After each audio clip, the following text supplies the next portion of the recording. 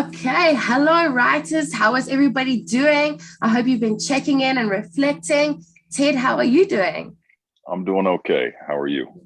I'm okay too. I will say that I am happy about this. We put a call out to writers and we said to them, what do you want us to talk about? And we got some feedback, which was amazing. So thank you, Susanna, for sending in your questions. Oh, cool. Susanna was asking us about how to deal with anger. I know a few sessions ago, Ted, you brought up the four emotions that we should all be feeling emotions.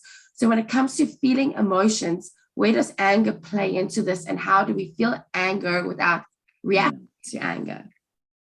An important topic. I mean, I'm getting over COVID, so you may hear me coughing a little bit, Jade, throughout this, and everybody, but we'll make it through. An important topic, I think. I think anger is one of those things that, again, I'm no expert on anger, but what I'd say is that I do recognize the place in anger in my own life and where it had me stuck. If you were to ask my family or my wife, I was an angry person and it kept me stuck. And so I think it's a worthy topic of talking about this idea of why even talk about anger? I think it keeps us stuck. I think it spins us. I think it makes us less productive because we stay in an angry place. I mean, I don't know if it's appropriate or not, but I'd say, and I would say that you feel similar to me. I mean, ironically, we're taping this the day after the shootings in Texas. And I could easily state to you that I'm angry, right? Having two elementary school kids myself and all the rest of that. But I have to slow down and recognize that anger is not going to serve me well. It's not going to serve my two elementary school sons well because we do things, we displace anger, or anger doesn't have the right intention. We go out there and we think we're articulating ourselves well, and we're not. We say things we don't mean, like all those things that we hear, cliche things about anger. If we went back to what we had talked about last month when we talked about the four emotions, what I would say about anger is, how do you deal with anger? I would say you need to explore the anger, the source of the anger, and what is it? And, if you and I were to kind of peel back our own initial angry reaction to these shootings in Texas, or if you as a writer were going to peel back the anger because a piece of your writing got rejected by a potential client. I'm angry. They didn't give the time. They didn't give me any feedback, all the rest of that.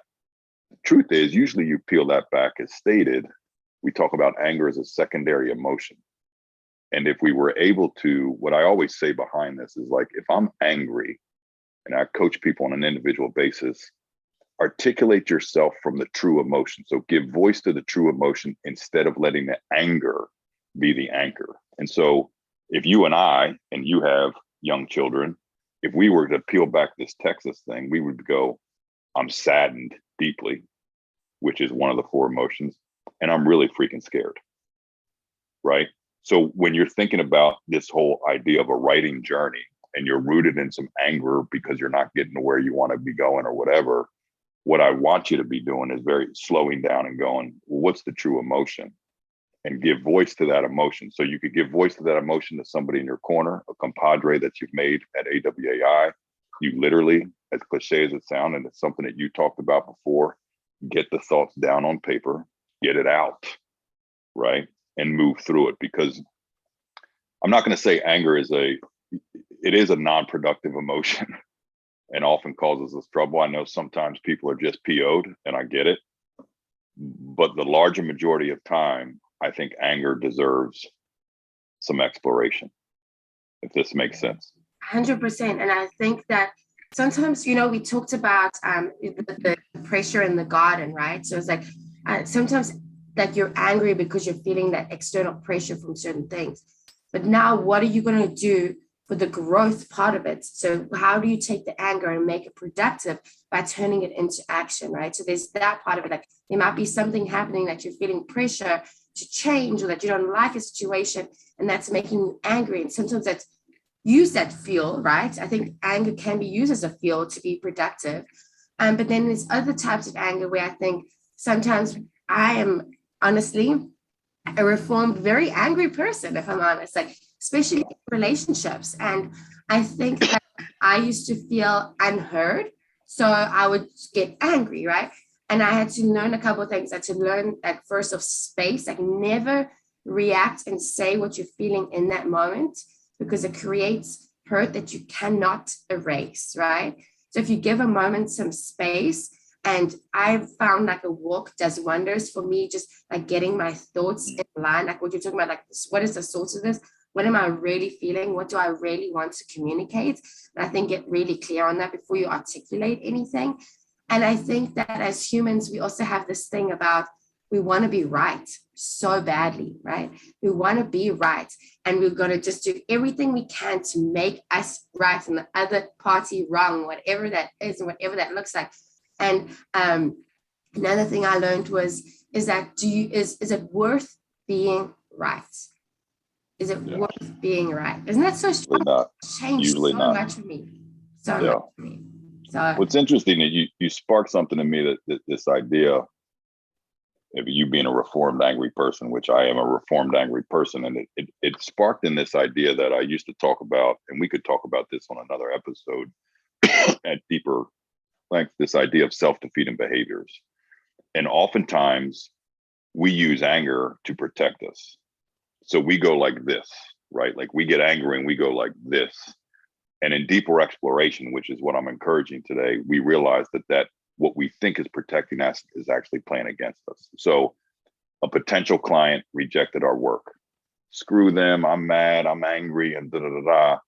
When the truth in that's not playing in our favor. We're going to protect ourselves from the negative feedback or whatever, when really, in order to grow as a writer and to grow your business, you need the feedback on why you got rejected, et cetera, et cetera. And you actually need to befriend that person because there may be an opportunity down the road, instead of letting anger burn the bridge. And mentally, emotionally, we think it's protecting us.